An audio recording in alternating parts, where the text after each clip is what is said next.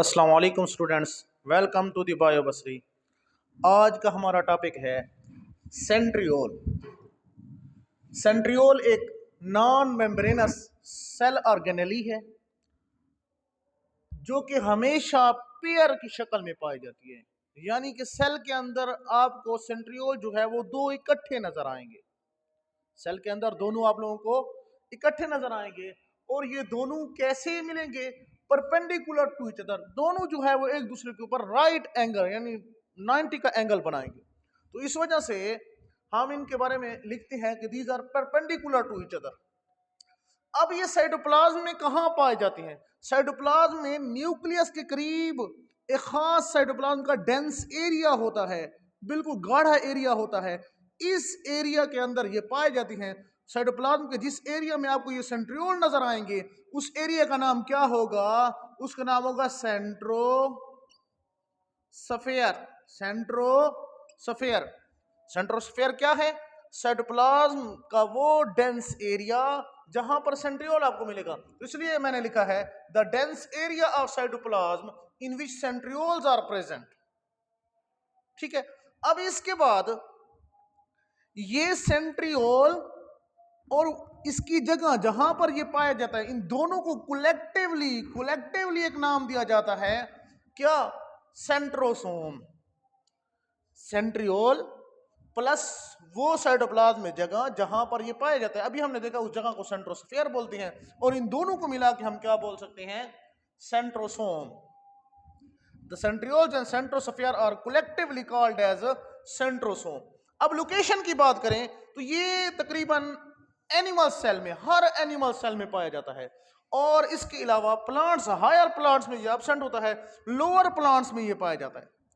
Lower plants और higher plants क्या होते हैं? बाद बच्चे समझते हैं कि जब प्लांट्स छोटे होते हैं तो उनमें, जब छोटे छोटे होते हैं उनके अंदर जो है ना ये पाए जाते हैं सेंट्रियोल, और बाद ये क्या हो जाता है? डिसअपियर हो जाता है। तो ऐसी बात नहीं है। लोअर प्लांट्स और हायर प्लांट्स के कॉन्सेप्ट को हमें समझना चाहिए। ऐसे प्लांट्स, ऐसे ये एक प्लांट है, इसको मैं हायर प्लांट कहूंगा। कब कहूंगा? जब इसके अंदर वास्कुलर बंडल भी पाए जाएं। वास्कुलर बंडल्स अगर पाए जाएंगे तो मैं इसको क्या कहूंगा? Higher plant. और अगर ऐसे प्लांट्स जिनमें वास्कुलर बंडल नहीं पाया जाएगा वो क्या होंगे? लोअर प्लांट्स कहलाएंगे।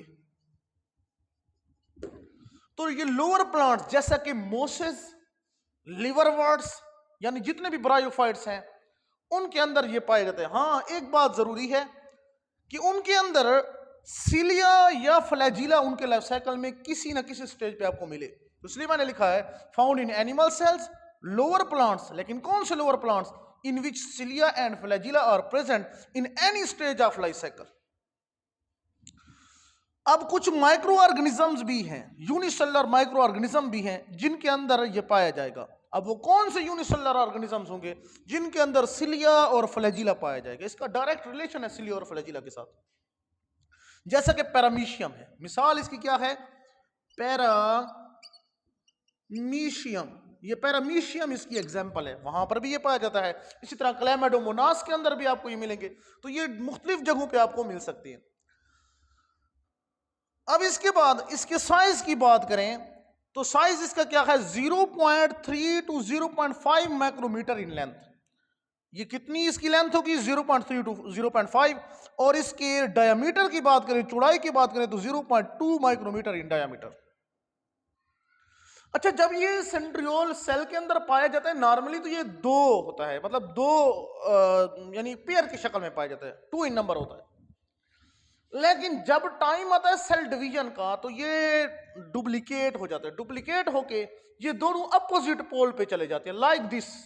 ये इंशाल्लाह फंक्शन में पढ़ेंगे। ये देखो, ये पेयर एक इधर है, एक पेयर इधर है, ये अपोजिट पोल पे चले गए हैं। तो ये कैसे डुप्लीकेशन करते हैं? ये खुद डुप्लीकेट हो जाते हैं। तो इस वजह से ये भी क्या है? सेल्फ डुप्लीकेटिंग ऑर्गेनेली है। लेकिन कब डुप्लीकेशन करेंगे? At the time of cell division. अब हम स्ट्रक्चर ऑफ सेंट्रियोल की बात करते हैं। स्ट्रक्चर ऑफ सेंट्रियोल बहुत ही सिंपल है और इसका डायग्राम तो और भी ज्यादा सिंपल है और बहुत ज्यादा आसान है।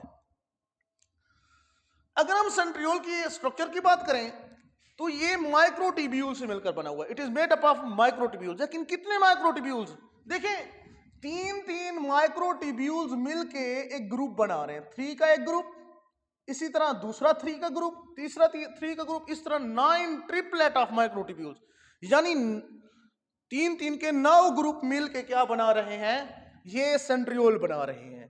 तो देखिए, मैंने हर एक माइक्रोट्यूब्यूल को ए बी सी का नाम दिया है। देखिए, एक ग्रुप है ए बी सी, इसी तरह ये ए बी सी, तो इस तरह। अब इसके सेंटर में एक रॉड लाइक स्ट्रक्चर पाया जाता है। ये कोई मैक्रोट्यूब्यूल नहीं है, ये क्या है? इसको हब बोलते हैं, हब, HUB, हब। यहां से कुछ फाइबर्स निकलते हैं जिसको रेडियल फाइबर्स कहते हैं। 9 रेडियल फाइबर्स निकलते हैं और हर एक फाइबर जो है एक राउंड बॉडी बनाता है। एट द एंड एक राउंड बॉडी पर एंड हो जाता है। इस राउंड बॉडी को कहते हैं एक्स बॉडी। इसको क्या बोलते हैं? X body. अब इस 2 एक्स बॉडीज के दरमियान एक और डॉट लाइक स्ट्रक्चर है, इसको क्या बोलेंगे? इसको वाई बॉडी। तो क्या हमने कहा?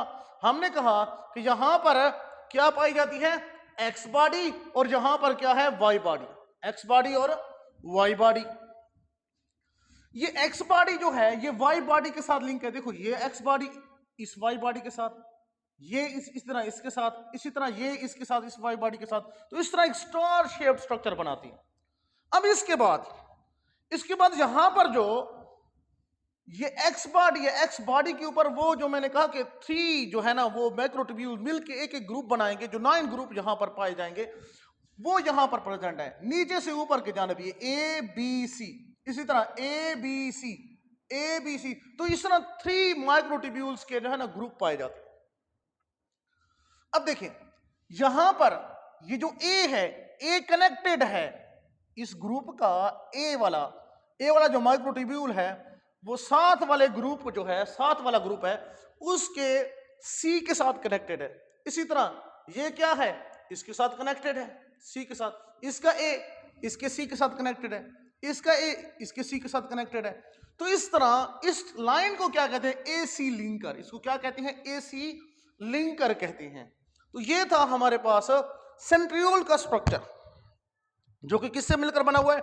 9 ट्रिपलेट ऑफ माइक्रोट्यूब्यूल। सेंटर में क्या है? 0, कुछ भी नहीं है। तो इस वजह से इस अरेंजमेंट को कहते हैं 9 + 0 अरेंजमेंट। 9 मतलब पेरिफेरल माइक्रोट्यूब्यूल्स क्या है? वो 9 है +0, यानी कि सेंटर में कोई ऐसा माइक्रोट्यूब्यूल नहीं है। तो ये central empty stand for microtubule. तो ये अरेंजमेंट जो है वो कहां पर है? सेंट्रियोल में पाई जाती है। अच्छा, इसके अलावा सेंट्रियोल को एक बुक में लिखा हुआ है कि सेंट्रियोल को माइक्रोट्यूब्यूल ऑर्गेनाइजिंग सेंटर भी कहते हैं। क्यों? फंक्शन में हम देखते हैं, फंक्शन में यही बात बताई गई है कि जब सेल डिवीजन का टाइम आता है तो ये क्या बन जाती हैं? 2 में, यानी कि अपने आप को डुप्लीकेट कर देता है। तो यहां से स्पिंडल फाइबर्स निकलते हैं ताकि ये क्रोमोसोम्स को आपस में, यानी कि क्रोमोसोम के अंदर यहां पे एक सेंट्रोमेयर होता है, वहां पर जाके ये अटैच हो जाए और उनको अपने पोल की तरफ खींचे ड्यूरिंग सेल डिवीजन। तो इस तरह माइक्रोट्यूब्यूल्स जो हैं वो क्या करते हैं?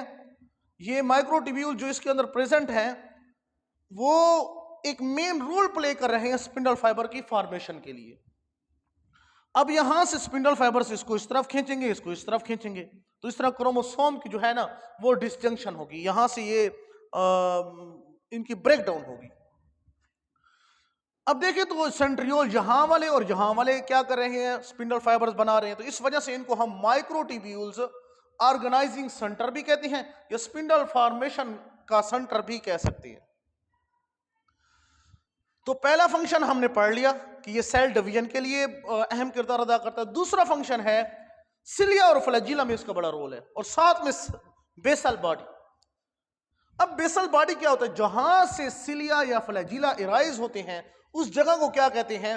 वो एक बॉडी होती है जहां से वो इराइज हो रहे होते हैं, उस जगह को हम क्या कहते हैं? Basal body. ये बेसल बॉडी भी कौन बनाता है? सेंट्रियोल बनाता है। तो यहां पर माइक्रोट्यूब्यूल्स की अरेंजमेंट क्या होती है? यहां पर भी 9 + 0 होती है। अगर इस जगह को जूम करके कट करके देखें, जिस तरह हमने इसका जो है वो ट्रांसवर्स सेक्शन किया है। ट्रांसवर्स सेक्शन क्या होता है? जब आप किसी चीज को ऐसे काट देते हैं, जैसे एक पेन है, मैंने इसको यहां से काट दिया, तो यहां पे अब मैं इसको इधर से देखूं तो ये क्या है? ट्रांसवर्स सेक्शन है। तो यहां पर भी ट्रांसवर्स सेक्शन करके हम इसको भी देखें, बिल्कुल जिस तरह इसको हमने देखा है, तो ये भी हमें इस तरह नजर आएगा। अब ऊपर क्या मौजूद है, सिलिया या फ्लैजिला। सिलिया और फ्लैजिला में बहुत बड़ा डिफरेंस है। सिलिया तादाद में जो है वो ज्यादा होती हैं, लेकिन जो उनका साइज होता है वो कम होता है, और फ्लैजिला जो है उनकी तादाद कम होती है लेकिन साइज उनका ज्यादा होता है। तो ये हमने एक फ्लैजिला बनाया हुआ है। सिलिया और फ्लैजिला जो है वो तकरीबन इंटरनली सेम ही होते हैं, ठीक है। तो मैंने सिर्फ एक फ्लैजिला बनाया है। इसके अंदर जो अरेंजमेंट है वो 9+2 है, यानी कि बाहर 9 जो है वो डुबलेट होंगे, यहां पर ट्रिपलेट है। यहां पर आपको इस केस में अगर आप सिलिया को काट के स्टडी करते हैं तो आपको 9 डुबलेट ऑफ माइक्रोट्यूब्यूल्स मिलेंगे। दरमियान में सेंटर में यहां पर क्या है, यहां पर तो कुछ नहीं है, यहां पर रॉड शेप हब है, लेकिन सिलिया के अंदर या फ्लैजिला के अंदर आपको यहां पर भी माइक्रोट्यूब्यूल्स मिलेंगे। इसके अलावा एक और फंक्शन है स्पर्म। ये जो ममेलियन स्पर्म होता है इसके अंदर क्या होता है, ये इसका हेड होता है और ये इसकी क्या है, टेल है। अब स्पर्म के अंदर यहां पे हेड और टेल के दरमियान एक नेक है, इस जगह को क्या कहते हैं, नेक कहते हैं। दिस इज अ नेक। नेक वाले रीजन में हेड की जानिब एक सेंट्रियोल प्रेजेंट होता है जिसको प्रॉक्सिमल सेंट्रियोल कहते हैं, प्रॉक्सिमल आगे वाले को कहते हैं, और दूसरा जो है वो डिस्टल सेंट्रियोल होता है। जब स्पर्म और ओवा आपस में मिलते हैं तो इससे क्या बनता है, जाइगोट बनता है। Centriole is absent in egg. Egg में सेंट्रियोल नहीं पाया जाता, जबकि स्पर्म में 2 पाए जाते हैं। अब क्या होता है, जब ये दोनों आपस में मिलते हैं तो यहां पे जो इसका हेड होता है, हेड इसका जो है वो एग सेल के बिल्कुल अंदर चला जाता है। तो इस तरह प्रॉक्सिमल सेंट्रियोल जो है वो एग सेल में चला जाता है। एग सेल के पास अपना तो सेंट्रियोल है नहीं, तो अब इसकी फर्दर डिवीजन के लिए जो आगे इसके बाद जाइगोट के बाद जो डिवीजन होगी, इससे क्या बनेगा, जाइगोट बनेगा। जाइगोट के बाद क्या बनना है, इससे एम्ब्रियो बनना है। तो ये फर्दर डिवीजन के लिए जो सेंट्रियोल्स आएंगे वो यही वाला स्पर्म वाला सेंट्रियोल होगा जो आगे जो है वो पूरी बॉडी में प्रेजेंट होगा। तो इसका मतलब ये है कि हमारी बॉडी के अंदर जो हमारे सेल्स में सेंट्रियोल पाया जाता है वो स्पर्म से आया हुआ है, फादर के स्पर्म से आया हुआ है, लिहाजा ये मदर में नहीं होता, यानी मदर के एग सेल में नहीं होता। तो ये था हमारे पास सेंट्रियोल। उम्मीद है आप लोगों को वीडियो पसंद आई होगी। अगर आप हमारे वीडियो से, हमारे लेक्चर से कुछ सीख रहे हैं तो हमारी वीडियोस को लाइक करें, चैनल को सब्सक्राइब करें और अपने दोस्तों के साथ भी शेयर करें। इंशाल्लाह मिलते हैं नेक्स्ट वीडियो के साथ, तब तक के लिए अल्लाह निगहबान।